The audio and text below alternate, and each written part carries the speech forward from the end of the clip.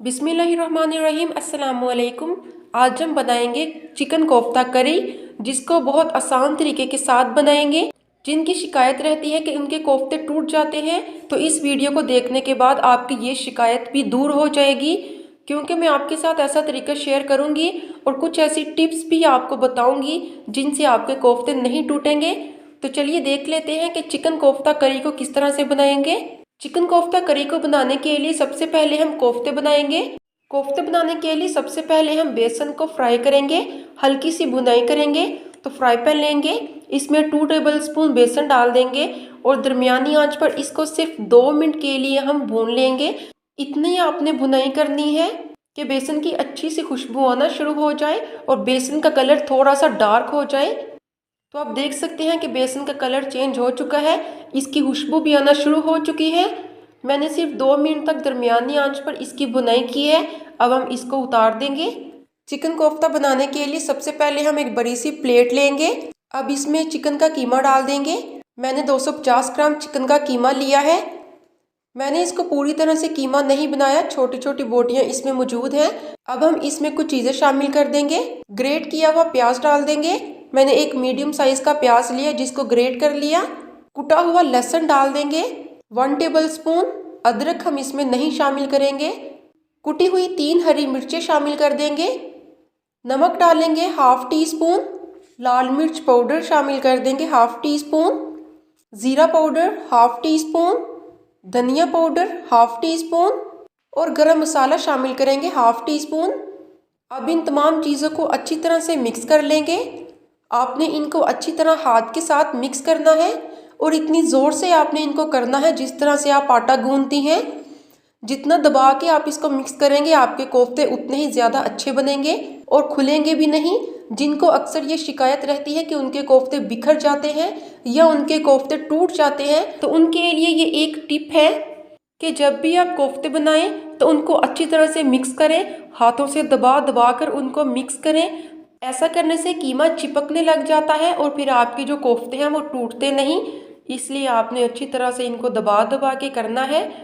तो आप देख सकते हैं कि मैंने अच्छी तरह से इनको मिक्स कर दिया है। सभी मसाले चिकन के कीमे में मिक्स हो चुके हैं। अब हम इसमें बेसन डाल देंगे जिसकी हमने पहले भुनाई की थी। मैंने 2 टेबल स्पून बेसन लिया है। 1 टेबल स्पून पहले डालूंगी और अगर फिर ज़रूरत हुई तो बाद में फिर थोड़ा सा और डाल लेंगे। अच्छी तरह से मिक्स कर लेंगे। मिक्स करते हुए अगर आपको ऐसा लगे कि कीमा अच्छी तरह से आपस में नहीं चिपक रहा या इनकी बाइंडिंग अच्छी नहीं हो रही, तो थोड़ा सा हम बेसन और शामिल कर देंगे ताकि इनकी बाइंडिंग अच्छे से हो जाए। मैंने 2 टेबल स्पून इसमें बेसन का इस्तेमाल किया है। अब हम सारे को अच्छी तरह से फिर से एक बार मिक्स कर लेंगे। सारे मसाले अच्छी तरह से मिक्स हो चुके हैं। अब हम इसके कोफ्ते बनाएंगे। इसके लिए हमें चाहिए होगा कुकिंग ऑयल और ये लाजमी है, इसको आपने लाजमी इस्तेमाल करना है। हाथों पे थोड़ा सा कुकिंग ऑयल लगाएंगे और पूरी हथेली पे इस तरह से मलेंगे। अब हमने जिस साइज़ में कोफ्ता बनाना है उस हिसाब से हम थोड़ा सा कीमा उठाएंगे और इस तरह से उंगलियों से दबा दबा कर हम इसका कोफ्ता बनाएंगे। कोफ्ता बनाते हुए आपने इस बात का ख्याल रखना है कि कीमे के अंदर एयर होती है जिसको निकालना लाजमी होता है। अगर आप इस एयर को नहीं निकालेंगे तो आपके कोफ्ते टूट जाएंगे। इसलिए आपने इस तरह से दोनों हाथों से उछाल के अच्छी तरह से इसको दबाना है।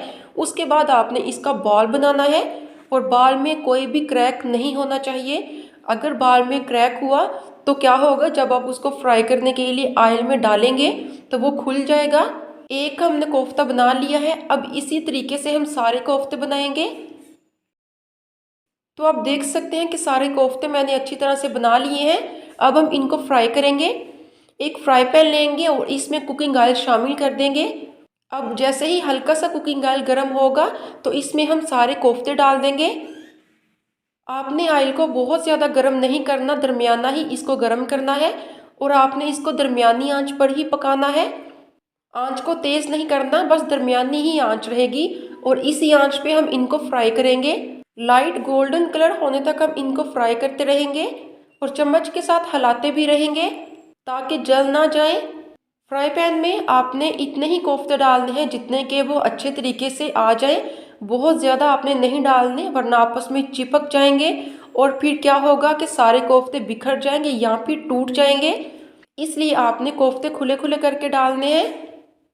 मैंने सारे कोफ्ते इसलिए डाले हैं कि मेरा फ्राई पैन बड़ा है और इसमें आसानी के साथ सभी कोफ्ते आ गए थे। तो अलट पलट कर हम इनको फ्राई कर लेंगे।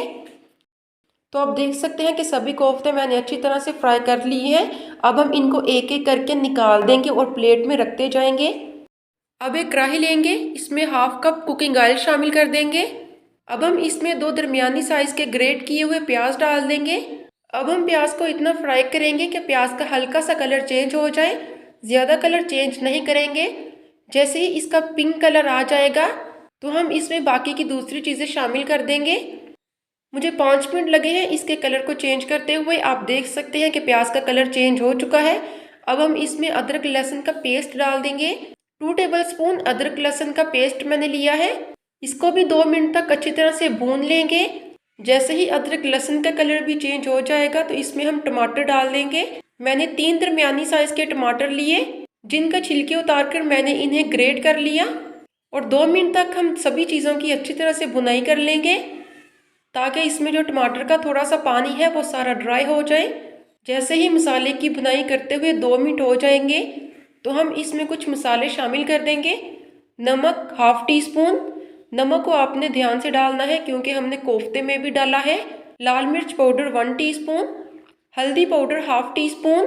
अब थोड़ा सा इसमें हम पानी डाल देंगे ताकि मसाले अच्छी तरह से आपस में मिक्स हो जाएं। चम्मच के साथ हिलाते भी जाएंगे और हम 5 मिनट तक तेज़ आंच पर मसाले की अच्छी तरह से भुनाई करेंगे ताकि ऑयल सेपरेट हो जाए। तो जैसे ही ऑयल सेपरेट हो जाएगा हम इसमें पानी शामिल कर देंगे। पानी आपने इतना डालना है जितनी आपको ग्रेवी चाहिए। अगर आप ज़्यादा गाढ़ी रखना चाहते हैं तो पानी कम डालें, लेकिन अगर आप ग्रेवी को थोड़ा पतला रखना चाहते हैं तो पानी को ज़्यादा शामिल कर दें। साथ ही हम इसमें 3 हरी मिर्च डाल देंगे, थोड़ा सा कटा हुआ हरा धनिया शामिल कर देंगे। अच्छी तरह से मिक्स कर लेंगे, आंच को तेज़ कर देंगे और हम इसके एक उबाल आने का इंतज़ार करेंगे।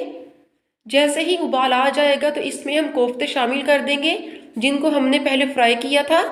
अब हम इसको ढक देंगे और तकरीबन 10 मिनट तक तेज़ आंच पर हम इसको पकने देंगे ताकि कोफ्ते ग्रेवी में अच्छी तरह से पक जाएं। कोफ्ते को ग्रेवी में पकाते हुए तकरीबन 6 से 7 मिनट हुए हैं। तो आप देख सकते हैं कि कोफ्ते अच्छी तरह से ग्रेवी के साथ मिक्स हो चुके हैं। बहुत ही मज़ेदार कोफ्ते बनकर तैयार हैं। आपने देखा हमने कितनी आसानी से इनको बनाया है। आप मेरी इस रेसिपी को ज़रूर ट्राई करें और मुझे भी बताइएगा कि आपके कोफ्ते कैसे बने थे। अगर वीडियो अच्छी लगे तो वीडियो को लाइक कर दें, चैनल को सब्सक्राइब कर दें। मिलते हैं अगली वीडियो में। अल्लाह हाफिज़।